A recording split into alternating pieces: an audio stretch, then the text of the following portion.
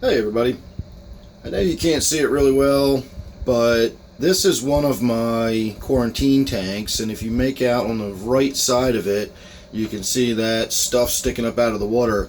This is actually a big piece of driftwood that I found while I was out fishing one day, and I brought it home and I put it in that tank. So we're going to actually pull it out of here right now and go take it over onto my work area, onto my washing machine, where we can have a little bit better look at it. And I'm just going to have a little bit of a chat about how I prepared it and what I may or may not do with it. So instead of cutting the scene, I'm just going to go ahead and pause the camera here and unpause it here. So there it is. Maybe I should have turned my flash on. We would have gotten a little bit better look at it. Hang on, I got another light behind me here. Might put a little more light on it. Not really.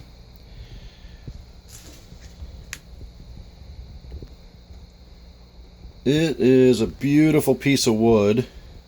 It's very fragile though. It's been in the water for a long time, I think. It sunk immediately as soon as I got it home. This end was actually already dry. It was sitting half in the water and half out. But it's really heavy, so I knew it was going to sink as soon as I brought it home. And in fact, what I did was I brought it home and I put it in my oven. And I put it in there at about 250 degrees for about 45 minutes. And I actually got to the point where I could smell sort of smoke, I guess the smell of charring wood. And at that point I decided it was enough, you know, that it was done. There wasn't steam coming off of it anymore. All the water was gone and the wood was starting to char a little bit, and I could sort of smell that wood smell. So that was the way I treated it. If anything survived that, I'd be really surprised. Now the only concern is going to be is what am I going to do with it? I brought it home just sort of on the spur of the moment because I thought it was beautiful. You can kind of tell how much depth and structure there is to it. Small fish could, you know, this would be habitat to small fish, not just something pretty to look at, but the texture to it is incredible. I just don't know where I'm going to put it. I don't really have a tank it would fit in. And there's little holes to swim through.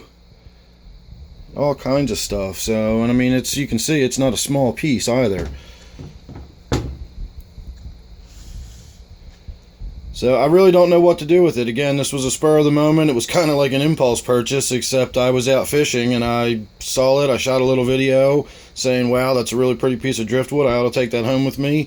And when I put my camera away, I promptly picked up the piece of driftwood and carried it home with me. So I don't have to do anything with it. I can either leave it where it was. It's a lot of tannins in that little 10-gallon tank now. I mean, it looks like tea-stained water. So that's good for the quarantine tank. I may just leave it in there, you know.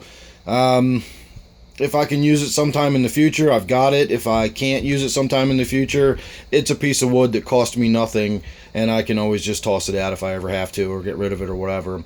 So there you go. Make sure you're subscribed. That way you won't miss whatever I do wind up doing with it. I hope to do something here real soon. I've got kind of an idea, but we'll have to wait and see if that plays out. It's kind of a long shot if that's going to turn out just yet. So anyway, if you're subscribed, you won't miss that. So thanks again for watching this one. I'll see you real soon on the next one.